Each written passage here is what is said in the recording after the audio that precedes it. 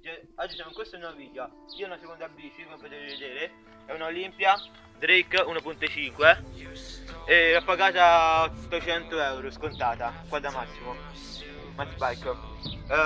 Io come monto X-Fil più Stella Italia Stella Italia. Monta dietro cambio XT e Pacquignoni Sun Race 11 e 46. Poi montafreni Shimano MT100 e portaborracce della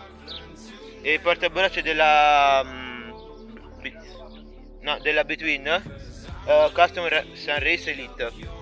Il telaio è realizzato in alluminio, è da Hard Trail. E come copertoni monta Vittoria Saguaro 29.0 e niente. Monta anche monocorona e attacchi.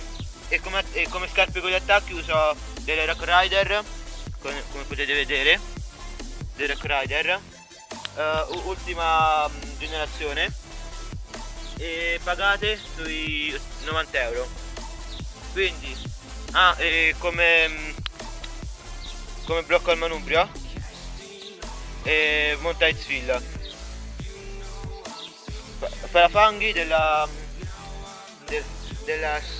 Scram P, ve li lascio qua in descrizione.